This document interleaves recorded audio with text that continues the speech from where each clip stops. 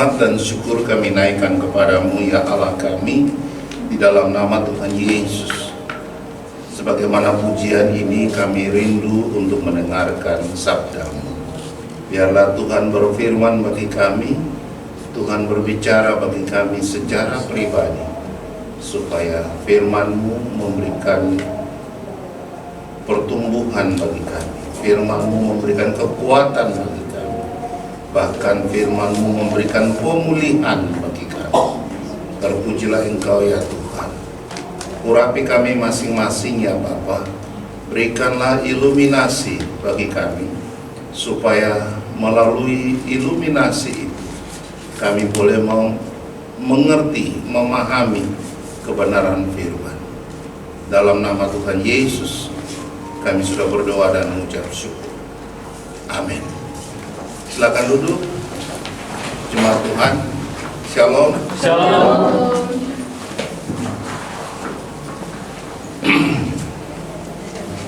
Perkenalkan, nama saya Pendeta George Vakdaler. Nama ini diimport dari Belanda, makanya orang Jawa agak susah menyebutnya.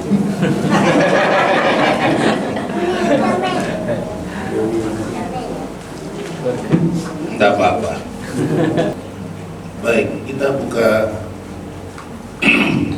satu bagian firman Tuhan dari 1 Korintus pasal 3 ayat 1 dan 2, kemudian pasal 13 ayat 11, di bawah sebuah tema umat Tuhan yang dewasa dan mandiri. Sudah dapat ayatnya? 1 Korintus pasal 3 ayat 1 dan 2. Dan aku, saudara-saudara, pada waktu itu tidak dapat berbicara dengan kamu seperti dengan manusia rohani, tetapi hanya dengan manusia duniawi yang belum dewasa dalam Kristus. Susulah yang kuberikan kepadamu, bukanlah makanan keras, sebab kamu belum dapat menerimanya, dan sekarang pun kamu belum dapat menerimanya. Ini sebuah teguran keras ya, sebuah teguran yang bukan teguran yang biasa kepada jemaat di Korintus. Kita baca 1 Korintus pasal yang ke-13 ayat yang ke-11 berkata demikian. Ketika aku kanak-kanak, aku berkata-kata seperti kanak-kanak. Aku merasa seperti kanak-kanak. Aku berpikir seperti kanak-kanak.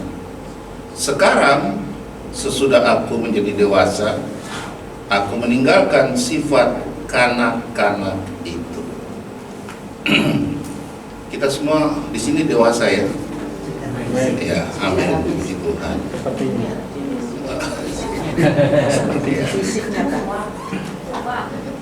Dewasa sih nggak tua ya. Oh, belum tua. Ya, dewasa. Istri saya itu dipanggil Oma. Saya bilang, maaf ya, jangan sampai ada yang panggil saya Opa. Saya belum mau jadi Opa. Iya.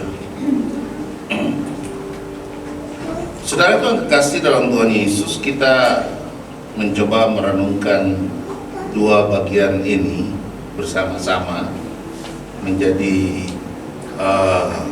sebuah perenungan bagaimana menjadi orang dewasa di dalam Tuhan. Dalam konteks kita bergereja, ya, kita bergereja. Dan juga sebenarnya bukan hanya soal bergereja, tetapi juga dalam kehidupan sehari-hari.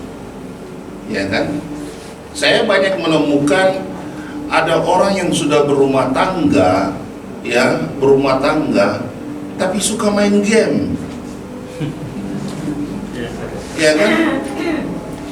Minta maaf ya bapak-bapak, ini bapak-bapak soalnya. Ya, saya juga bapak, jadi saya ngomong diri saya juga. Bapak-bapak itu banyak yang ketika menghadapi persoalan, dia seorang ibunya, tolong bantu selesaikan. Dia duduk main game. Iya kan? Main game. Dia lebih suka bertemu dengan teman-temannya, iya kan? Daripada bertemu dengan istri dan anaknya. Agak repot memang bapak-bapak ini. Ibu-ibu saya belum temukan. Kalau saya temukan, saya ngomong di sini juga. Ya, tapi saudara kasih dalam Tuhan Yesus, dalam teks ini ingin sampaikan bahwa ada hal yang penting dari sisi pertumbuhan, ya, untuk bertumbuh menjadi dewasa. Anak kecil itu kan dikasih susu supaya dia bisa bertumbuh, iya toh? Dikasih susu. Sama seperti konteks ayat ini. Tapi kalau kita melihat latar belakang ayat ini, sebenarnya begini ya. Kota Korintus itu adalah sebuah kota yang besar dan penting di daerah Yunani.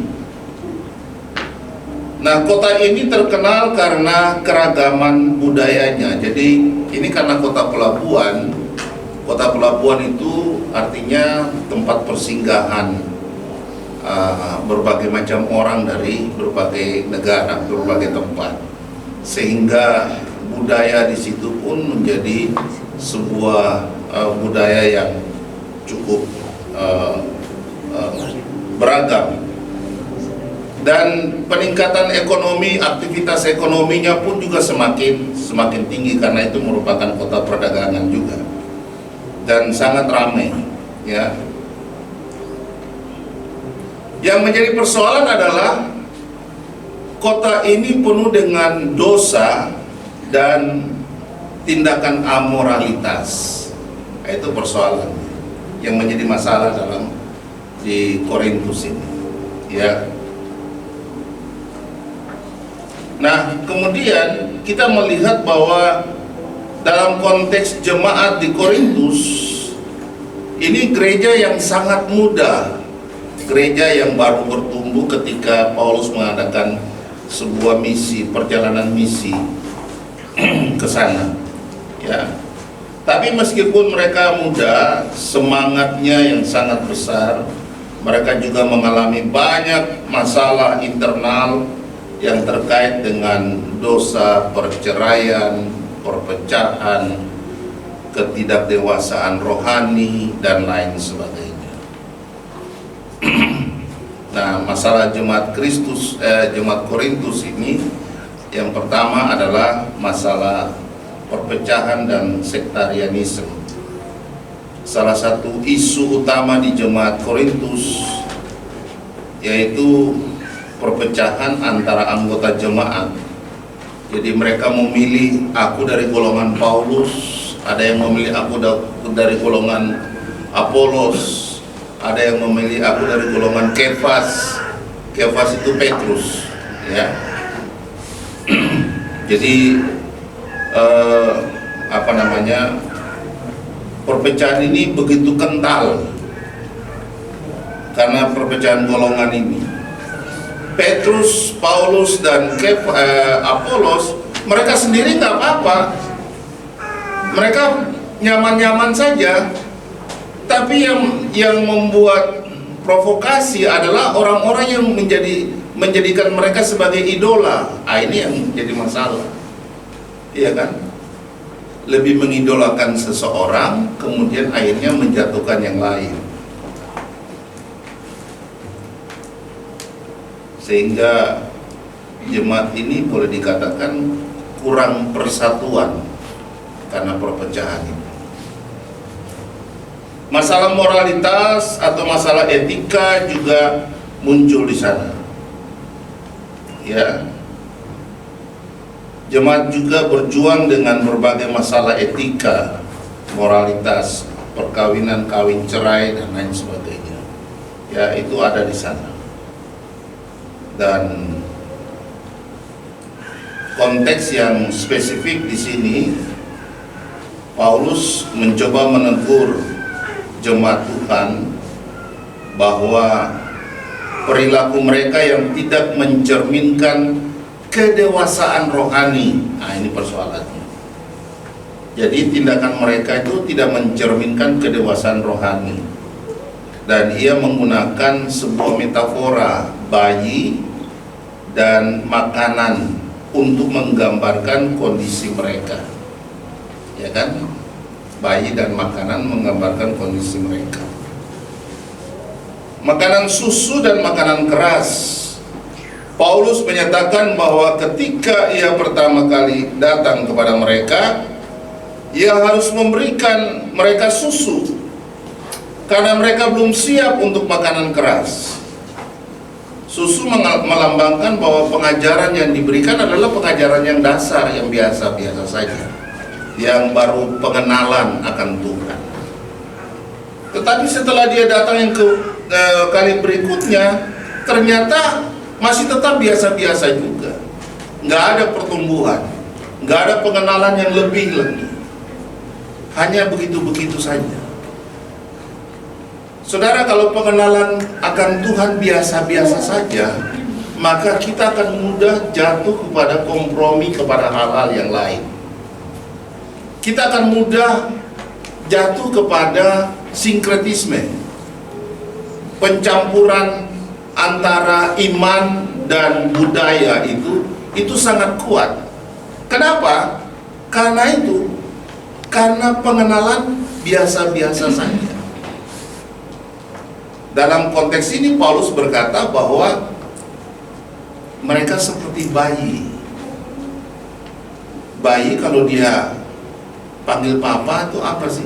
Papa, papa, mama, ya kan? Belum terlalu kenal, masih biasa-biasa saja. Tapi coba kalau dia sudah mulai dewasa, mulai besar, terus ada yang tanya, nama bapakmu siapa? Oh, nama bapak saya Pak Yunus. Iya kan? Karena dia sudah kenal, sudah dekat, sudah semakin tahu, oh ini siapa ini orang ini. Papa saya itu hamba Tuhan. Dia setia melayani Tuhan.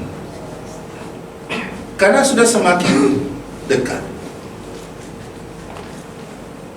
Jadi kita melihat bahwa pertumbuhan kita dalam pengenalan akan Tuhan akan menunjukkan kualitas kita, percayanya kita kepada Dia, penyerahan diri kita kepada Dia. Tapi kalau pengenalan kita hanya biasa-biasa saja, sebentar orang tawarkan, kamu lagi sakit. Sakit apa? Sakit kepala. Kamu bagus itu kalau pergi ke tukang orang pintar ini, ya kan? Itu dia bisa pindahkan sakit dari kepala, pindahkan ke perut. Orang pintar kan? Pintar dipindahkan. Namanya orang pintar kan? Dia bukan sembuhkan, dia pindahkan. Pulang dari sakit kepala, sembuh di kepala, sakitnya di perut. Dari perut pindah ke kaki. Habis itu dia naik lagi pelan-pelan ke atas lagi. Orang pintar begitu, cuma pindahkan penyakit, tapi bukan menyembuhkan. Saudara yang kekasih dalam Tuhan Yesus, mengenal akan Tuhan itu sangat penting. Supaya bisa bertumbuh, maka kita harus mengenal akan Tuhan. Karena dengan mengenal Tuhan, kita akan berpegang pada prinsip kebenaran yang diberikan oleh Tuhan, dan tidak mudah untuk kita digoyahkan.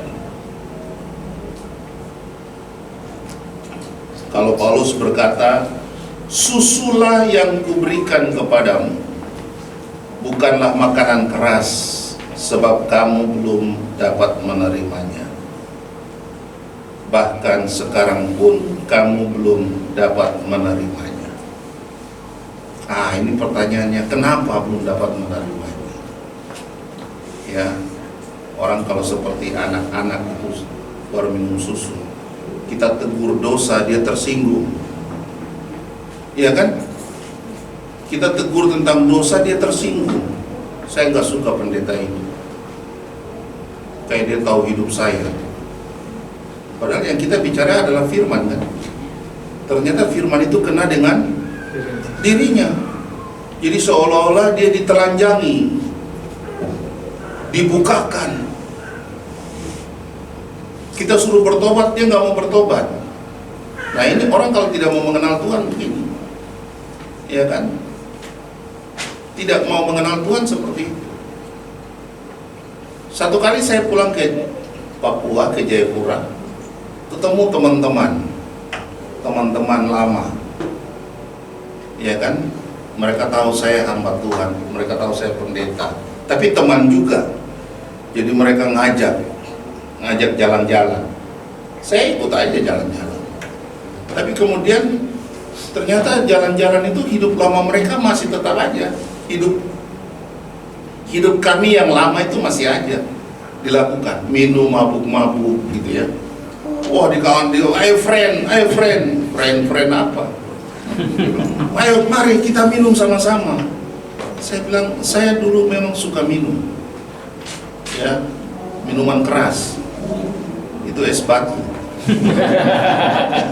Es batu kan keras juga. Iya, saya suka minum, tapi sekarang tidak lagi. Saya sudah bertobat, saya sudah berhenti dari hal ini. Oh, jangan begitu, kita kan kawan, kita kan teman. Saya bilang, tidak bisa, saya tidak bisa. Kalian mau minum silakan aja, tapi saya tidak bisa minum. Saya tidak mau. Wah, marah, ada yang mau pukul saya. Saya bilang, pukul aja. Emang saya nggak bisa balas. Tangan saya ini juga baru bertobat 50%.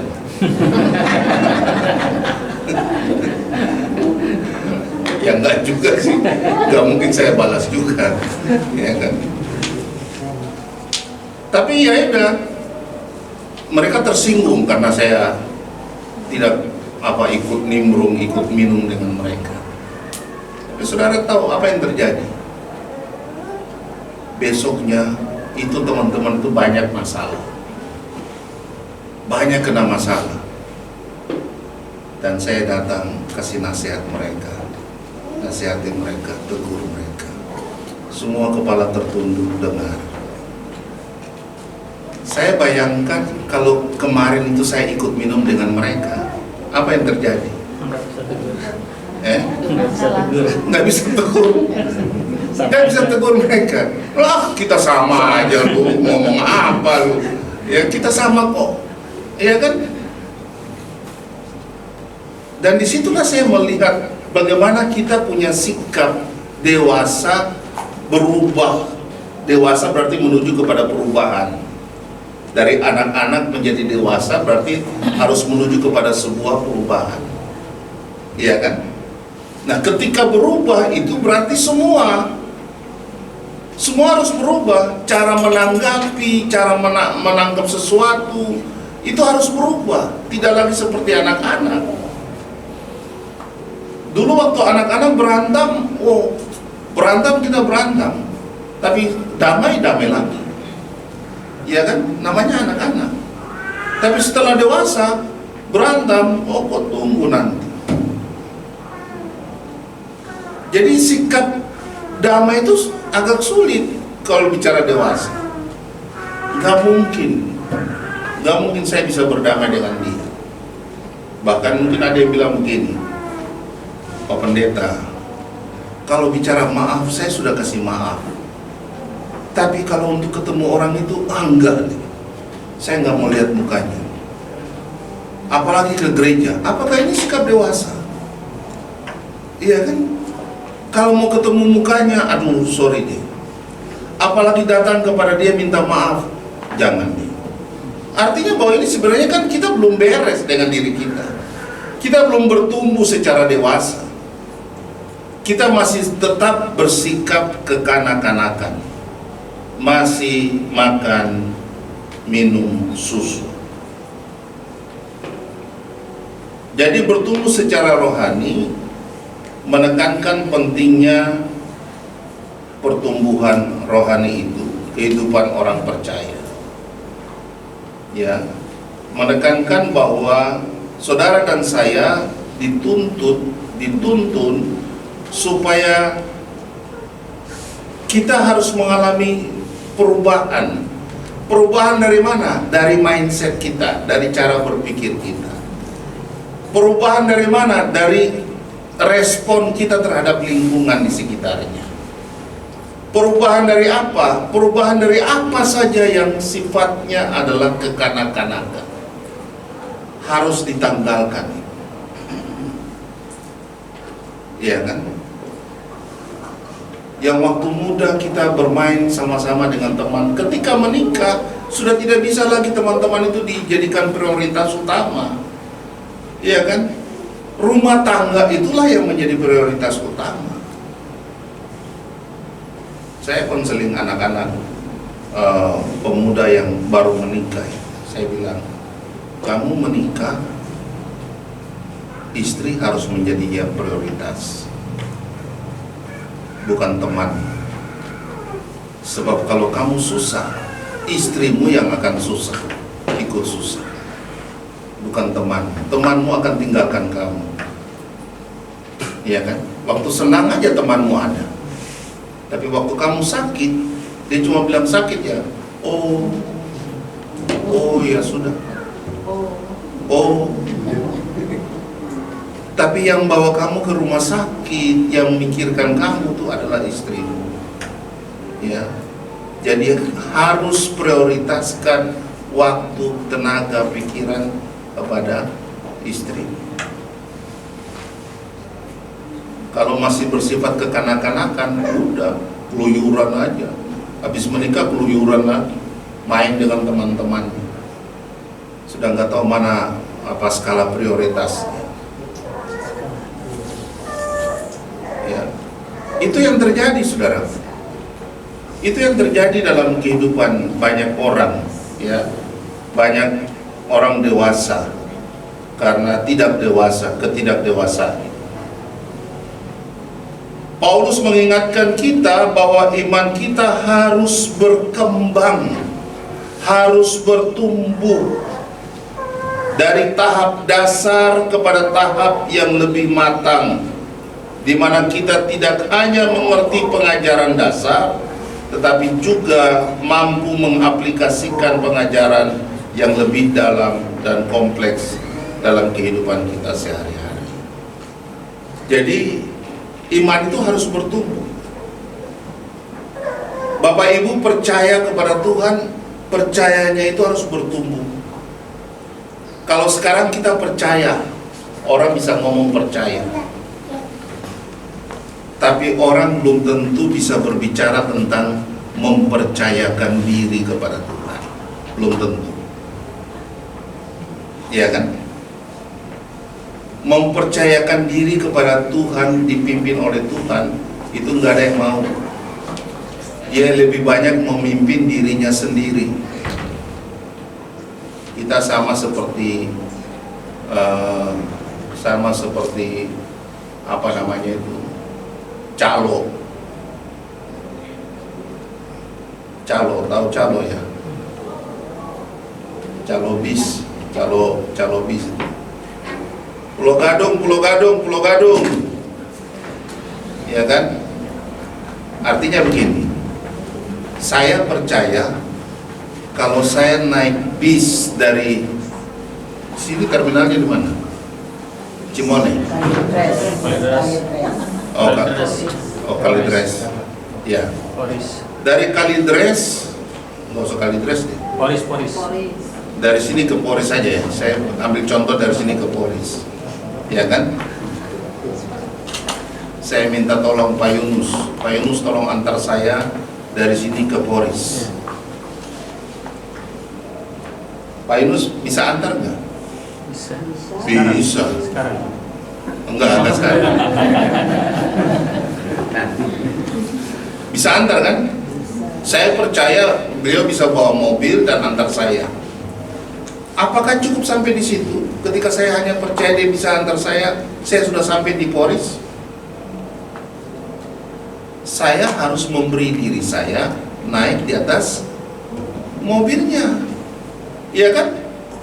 Harus memberi diri saya untuk naik di atas mobil, baru mobil itu dibawa oleh Pak Yunus sampai ke Polres. saya turun di tempat tujuan. Kan begitu. Waktu saya naik itu artinya saya mempercayakan diri saya kepada Pak Yunus. Kan begitu. Apakah mungkin saya naik tapi saya nggak percaya dia? Mungkin nggak? Nggak mungkin. Ya kan? Karena ketika saya naik berarti saya mempercayakan diri kepada dia, mempercayakan tubuh saya seluruhnya ini kepada dia untuk dia bawa dengan kendaraannya. Kan begitu. Prinsipnya sama dengan Tuhan. Kita percaya Tuhan, iya. Semua percaya Tuhan, iya. Tapi percayakah kita untuk memberi hidup kita dipimpin oleh Tuhan? Ini masalah lain lagi. Karena apa? Ini akan muncul kepada semua aspek. Misalnya ada persoalan, ada masalah. Masalah ini kita berpikir, oh saya bisa atasi sendiri. Kita atasi sendiri. Ternyata masalahnya makin melebar. Masalahnya makin tidak terselesaikan. Baru kita mulai pikir, kenapa ya masalah ini tidak terselesaikan? Ternyata kita atasi sendiri. Tapi coba kalau kita belajar untuk memberi diri kepada Tuhan. Tuhan, ini hidupku, ini persoalanku, kuserahkan ke dalam tangan Tuhan. Jadi kita melihat bahwa ketika memberi diri kepada Tuhan, itu menyangkut semua aspek dalam hidup. Siapa yang, istri siapa yang bisa awasi suaminya 24 jam? Tidak ada kan? Iya kan?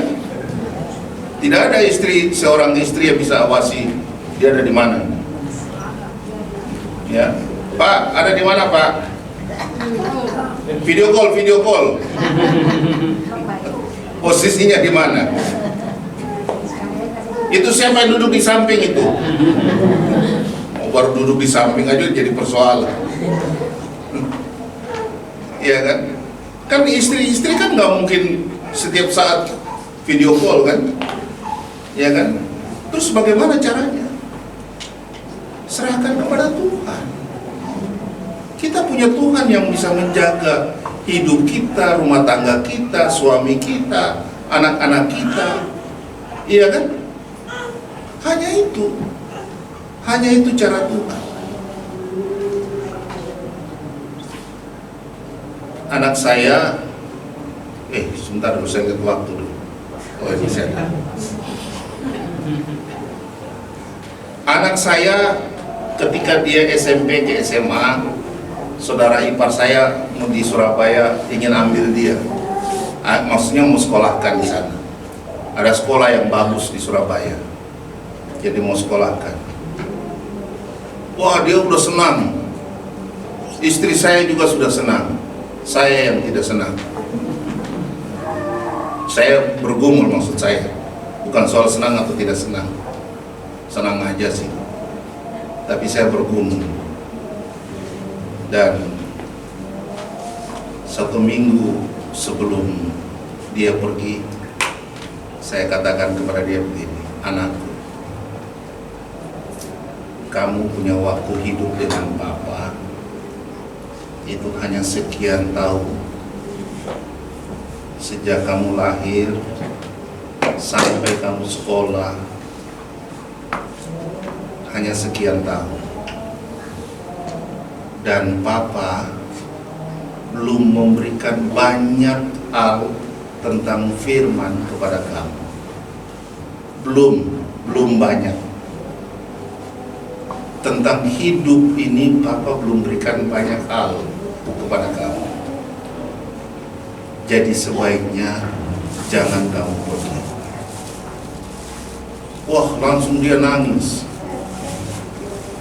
Saya pikir dia nangis sedih.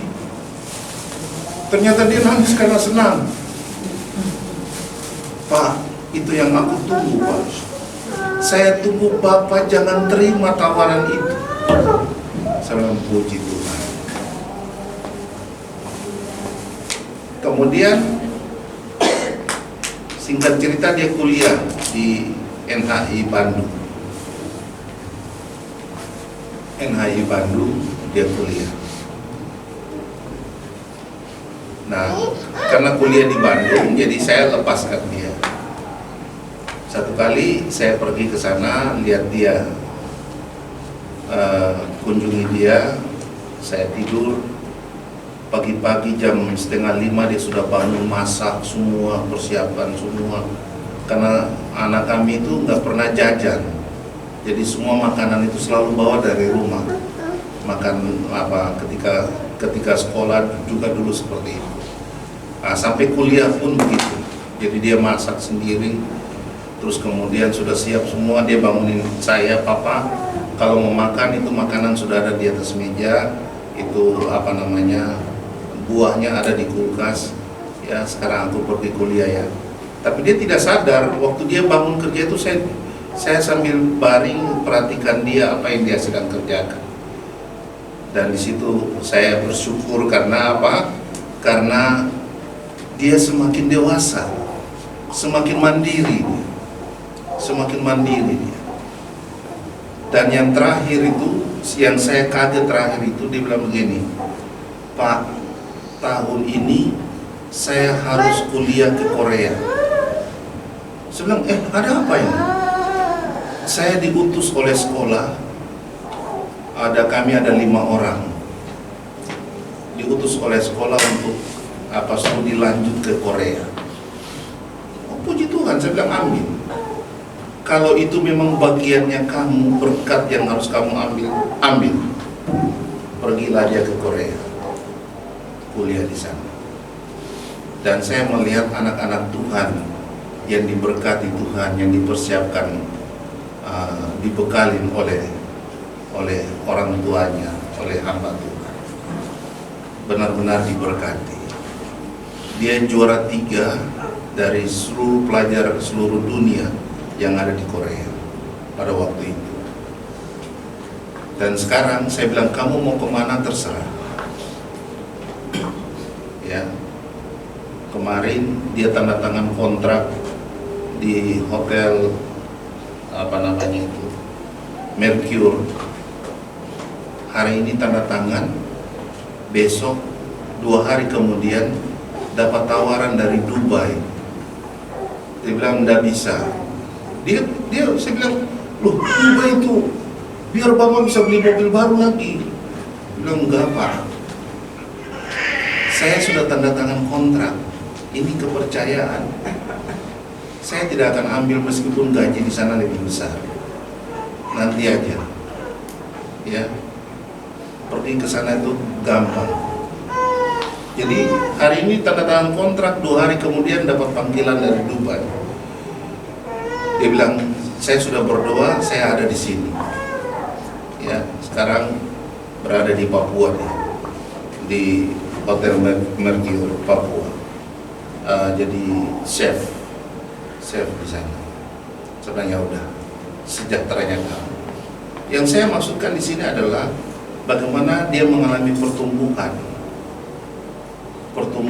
secara iman, secara fisik maupun secara iman. Itu luar biasa.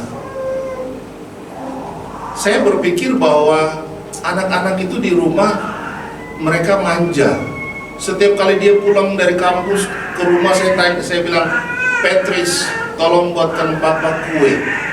Papa ingin rasakan kue buatan kamu. Oh ya, nanti sebentar Pak. Dia pergi ke toko, dia beli kue, dia bawa ke rumah. Pak, ini kuenya Pak. Buatan kamu? Iya, ini saya pegang dengan tangan saya sendiri. Saya kasih ke Bapak. Saya bilang, saya kalau pulang, saya mau istirahat. Saya nggak mau kerja. Pulang untuk istirahat. Jadi kalau mau minta kue, ada banyak di toko. Nanti saya pergi beli. Saya bilang, anak ini memang kerjaan orang tua. Saudara yang kasih dalam Tuhan Yesus Kristus, Yang saya mau katakan di sini adalah dia bertumbuh secara dewasa, secara fisik, tapi juga secara iman. Saya pikir di Korea hanya kuliah saja. Oh tidak, ternyata dia terlibat dalam pelayanan di sana. Terlibat juga dalam pelayanan di gereja Korea. Saya bilang, kamu tuh belajar bahasa Korea dari mana? Nonton film. Nonton film. Saya punya laptop satu, saya kasih ke dia. Saya bilang, ini Bapak sudah nggak pakai laptop, ini kamu pakai aja. Satu kali saya mau bilang, Pet, Bapak pinjam laptopnya. Oh iya, pakai aja Pak. Saya ambil, saya buka, loh, saya nggak bisa baca, tulisan itu semua tulisan Korea. Dia pakai huruf-hurufnya Korea semua. Saya bilang, gimana Bapak bisa buka? Dia ketawa, dia bilang, itulah Pak. Sekarang saya sudah tidak lagi pakai bahasa Indonesia, saya pakai bahasa Korea semua. Oh, kamu belajar dari mana? Belajar sendiri. Dia nggak pernah ikut kursus. Kemarin dia ikut kursus bahasa Jerman, belajar juga sendiri. Ya, dia hanya ikut kursus untuk tahu grammarnya aja. Sesudah itu dia belajar sendiri. Saudaraku yang kasih dalam Tuhan Yesus Kristus, yang saya maksudkan di sini adalah pertumbuhan perubahan dari kekanak-kanakan, anak-anak menjadi dewasa itu adalah sebuah proses, dan proses itu harus membawa kita sampai meninggalkan kekanak-kanakan. Paulus berkata bahwa dulu aku berpikir seperti anak-anak, aku bertindak seperti anak-anak, tapi sekarang aku sudah meninggalkan itu. Kita harus bertindak, berpikir seperti itu, ya. Saudaraku yang kekasih dalam Tuhan Yesus, yang berikut kita melihat Paulus berbicara tentang kemandirian. 3 menit terakhir, ya, menjadi mandiri dalam Kristus. Ketika aku anak-anak, aku berkata-kata seperti anak-anak, aku merasa seperti anak-anak, aku berpikir seperti anak-anak. Sekarang sesudah aku menjadi dewasa, aku meninggalkan sifat anak-anak itu. Saudaraku yang kekasih dalam Tuhan Yesus, kita harus memiliki hidup baru di dalam Kristus, dan firman Tuhan berbicara tentang sebuah pertumbuhan yang dinamis, pertumbuhan yang progresif, yang terus semakin hari semakin maju di dalam Tuhan. Kita harus mengenal Dia sebagai Allah yang benar, Allah yang setia, Allah yang agung. Kadang orang berdoa, habis berdoa dia ragu dengan doanya sendiri. Kita tidak boleh seperti itu. Beriman itu berarti kita harus memiliki sikap hati yang benar di hadapan Tuhan, dan memiliki keteguhan yang kokoh di hadapan Tuhan, sehingga tidak mudah untuk digoyahkan oleh karena keraguan-raguan dari dirinya sendiri. Saudara pernah melihat footprint, gambar telapak kaki? Ada 4 telapak kaki menunjukkan bahwa ada 2 orang yang sedang berjalan. Ketika melewati kerikil-kerikil tajam, hanya tinggal 2 telapak kaki. Kemudian seseorang dia bertanya kepada Tuhan, Tuhan, kenapa engkau meninggalkan aku? Tuhan katakan, aku tidak pernah meninggalkan engkau. Tapi gambaran ini menunjukkan bahwa engkau meninggalkan aku. Tuhan katakan, gambaran itu menunjukkan bahwa aku tidak pernah meninggalkan engkau.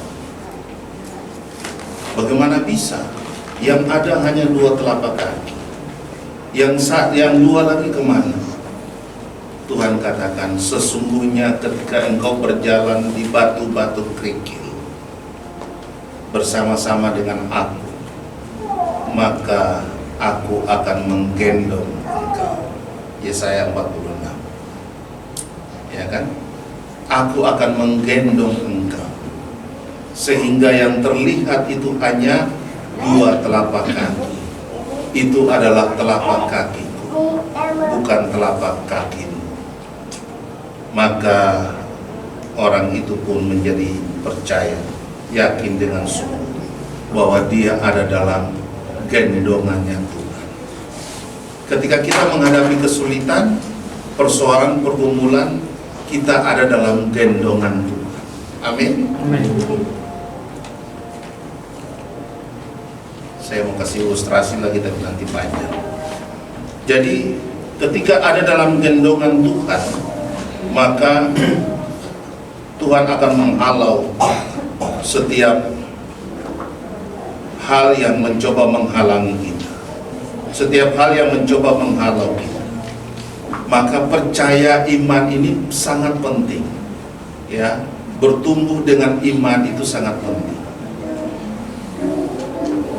Ketika seseorang percaya sungguh-sungguh kepada Tuhan, mempercayakan diri kepada Tuhan, maka ketika dia mempercayakan diri kepada Tuhan, dia akan membiarkan Tuhan akan bekerja, bertindak, melakukan segala sesuatu dalam dirinya, dan setiap saat dia pasti keluar menjadi pemenang. Dia tidak akan menjadi orang yang lose, menjadi orang yang kalah oleh karena orang dunia ini, tapi dia akan keluar menjadi pemenang. Karena apa? Ketergantungan dia, hidup dia hanya kepada Tuhan. Itulah sebabnya kita harus menjadi orang dewasa dalam pengertian dengan berjalan dengan iman. Hamba Tuhan itu atau setiap anak-anak Tuhan, ketika dia berjalan dengan iman, dia akan menikmati semua hal yang disediakan oleh Tuhan. Dia akan menikmati semua hal, bahkan sakit penyakit pun dia akan nikmati. 2018 saya hampir mati, saudara. Batang otak saya ini pecah. Kalau batang otak pecah, mati, gak ada cerita. Iya kan? Pecah batang otak. Di kepala belakang ini sudah penuh dengan darah. Saya datang kepada dokter bilang, saya tidak bisa kasih harapan. Saya hanya bisa obati. Dokter Siloam, ahli saraf. Saya hanya bisa obati. Oke. Tuhan izinkan saya alami itu hanya 1 malam. Saya berserah sepenuhnya kepada Tuhan dan saya bilang, Tuhan, hari ini saya akan mati. Mungkin Tuhan bilang begini, siapa yang suruh kau mati? Iya kan? Kepada istri saya bilang begini, kita pulang aja. Lebih baik saya mati di rumah daripada mati di rumah sakit. Tapi dokter bilang, Bapak, daripada Bapak istirahat di rumah, saya kasih 1 kamar, Bapak istirahat di sini.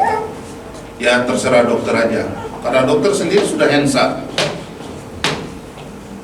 Jadi istirahat 1 malam di rumah sakit. Malam itu saya sudah berserah sepenuhnya kepada Tuhan. Sudah mulai hitung-hitung pelayanan ini saya serahkan ke siapa. Saya sudah mulai buat catatan-catatan, nanti kasih pelayanan ke siapa. Oke, puji Tuhan. Tidur. Malam itu kalau mau diangkat sudah selesai. Jam 5 pagi saya bangun, saudara. Bangun ke kamar mandi selesai, naik tempat tidur. Loh, kok udah ringan? Saya rasa kaki saya udah ringan. Jadi tadinya saya jalan sudah miring begini. Saudara bisa bayangkan badan gemuk terus jalan miring. Ya kan, kaki udah berat, tangan udah berat. Ya, tabrak-tabrak tembok untuk pergi ke kamar mandi. Tapi pagi itu saya udah rasa ringan. Kemudian saya telepon dokter.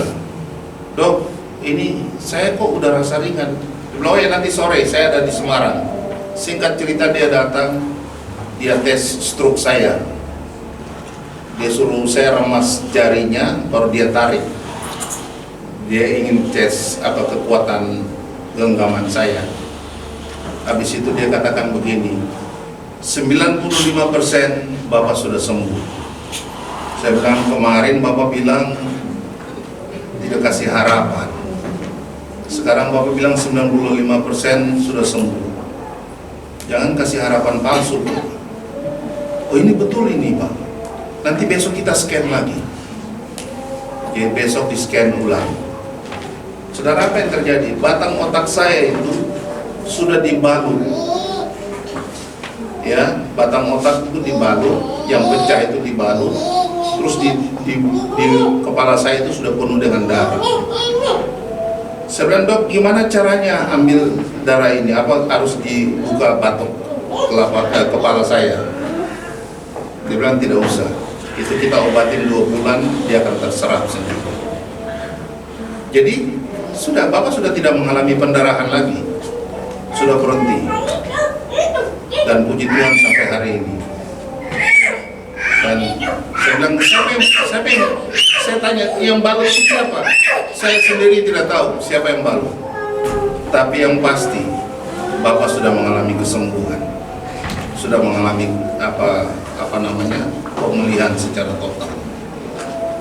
Dan 2 hari kemudian saya disuruh istirahat kurang lebih 1 minggu di rumah sakit. Dan habis itu keluar, sampai hari ini saya nggak pernah lagi balik ke rumah sakit karena masalah dengan kepala. Dan saya melihat kalau kita hidup dalam penyerahan diri kepada Tuhan, pasti Tuhan akan campur tangan dalam hidup kita. Amin. Kiranya firman Tuhan ini yang sederhana, yang singkat ini menolong kita untuk semakin hari semakin mengenal Tuhan, bertumbuh di dalam Dia. Tuhan memberkati. Shalom. Mari kita berdoa.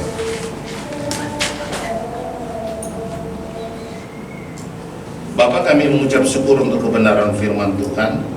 Tuhan tolong supaya kami boleh terus bertumbuh dan hidup dalam kemandirian. Mandiri dalam hal rohani, mandiri juga dalam hal berumah tangga, mandiri dalam hal apa saja. Sehingga kami didapati sebagai orang-orang yang dewasa di dalam iman, orang-orang yang dewasa di dalam mengiring Tuhan. Terima kasih Bapa, pimpin kami dan sertai kami. Terpujilah Engkau ya Tuhan kekal selama-lamanya. Demi Kristus Yesus Tuhan, kami sudah berdoa dan mengucap syukur. Haleluya. Amin.